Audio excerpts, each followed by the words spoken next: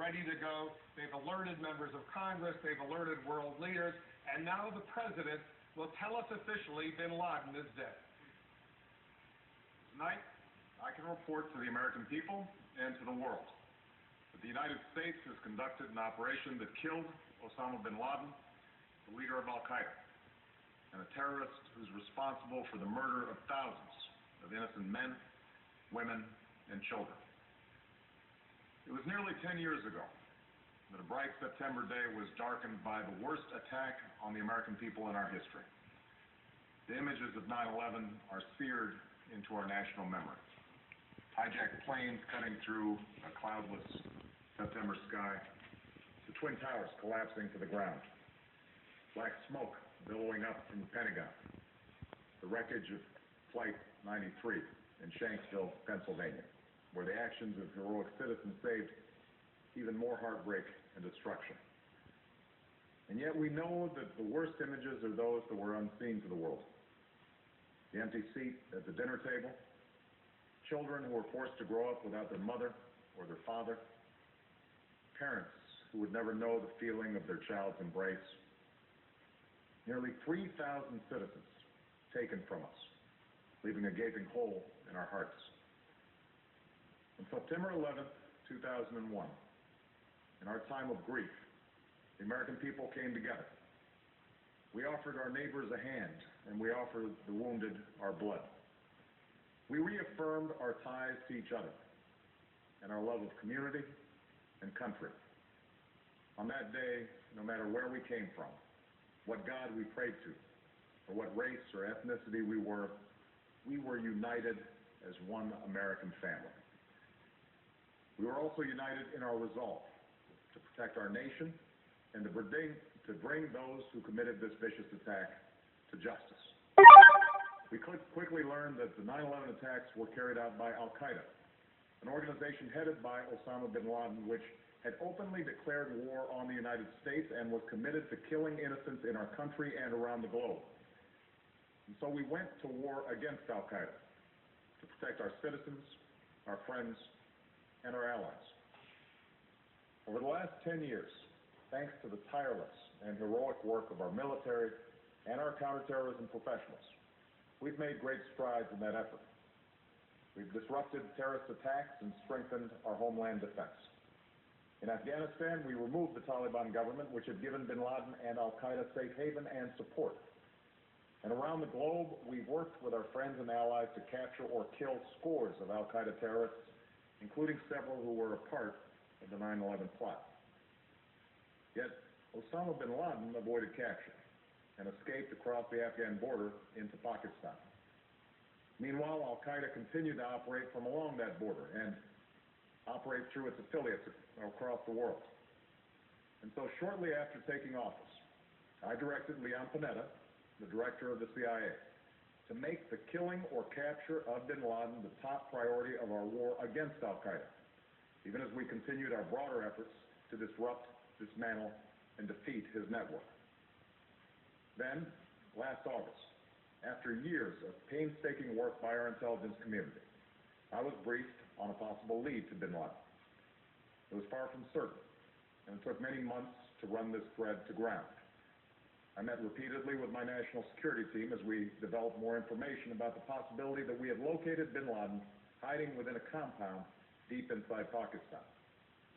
And finally, last week, I determined that we had enough intelligence to take action and authorized an operation to get Osama bin Laden and bring him to justice. Today, at my direction, the United States launched a targeted operation against that compound in Abbottabad, Pakistan. A small team of Americans carried out the operation with extraordinary courage and capability. No Americans were harmed. They took care to avoid civilian casualties. After a firefight, they killed Osama bin Laden and took custody of his body. For over 2 decades, bin Laden has been Al-Qaeda's leader and symbol, and has continued to plot attacks against our country and our friends and allies. The death of bin Laden marks the most significant achievement to date in our nation's effort to defeat Al-Qaeda. Yet his death does not mark the end of our effort. There's no doubt that Al-Queda will continue to pursue attacks against us. We must, and we will, remain vigilant at home and abroad. As we do, we must also reaffirm that the United States is not and never will be at war with Islam. I've made clear, just as President Bush did shortly after 9/11, that our war is not against Islam. Bin Laden was not a Muslim leader. He was a mass murderer of Muslims. Indeed, Al-Qaeda has slaughtered scores of Muslims in many countries, including our own. So his demise should be welcomed by all who believe in peace and human dignity. Over the years, I've repeatedly made clear that we would take action within Pakistan if we knew where bin Laden was. That is what we've done. But it's important to note that our counterterrorism cooperation with Pakistan helped lead us to bin Laden and the compound where he was hiding. Indeed, bin Laden had declared war against Pakistan as well and ordered attacks against the Pakistani people.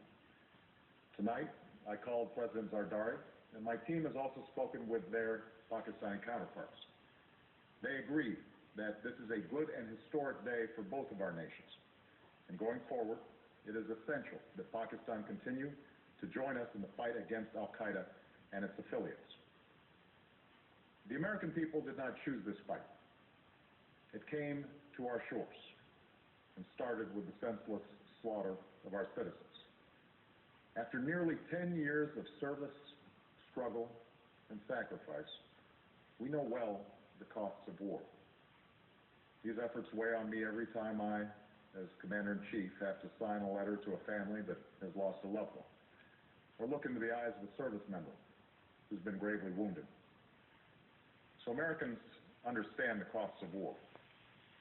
Yet, as a country, we will never tolerate our security being threatened, nor stand idly by when our people have been killed. We will be relentless in defense of our citizens and our friends and allies. We will be true to the values that make us who we are. And on nights like this one, we can say to those families who have lost loved ones to Al-Qaeda's terror, justice has been done. Tonight, we give thanks to the countless intelligence and counterterrorism professionals who've worked tirelessly to achieve this outcome. The American people do not see their work, nor know their names. But tonight, they feel the satisfaction of their work and the result of their pursuit of justice. We give thanks for the men who carried out this operation, for they exemplify the professionalism, patriotism, and unparalleled courage of those who serve our country. And they are part of a generation that has borne the heaviest share of the burden since that September day. Finally, let me say to the families who lost loved ones on 9/11 that we have never forgotten your loss, nor wavered in our commitment to see that we do whatever it takes to prevent another attack on our shores. And tonight, let us think back to the sense of unity that prevailed on 9/11. I know that it has at times frayed. Yet today's achievement is a testament to the greatness of our country and the determination of the American people. The cause of securing our country is not complete, but tonight we are once again reminded that America can do whatever we set our mind to. That is the story of our history.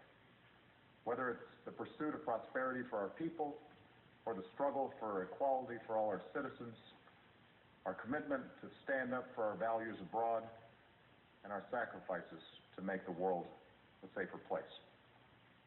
Let us remember that we can do these things not just because of wealth or power, but because of who we are. One nation, under God, indivisible, with liberty and justice for all. Thank you. May God bless you. And may God bless the United States of America.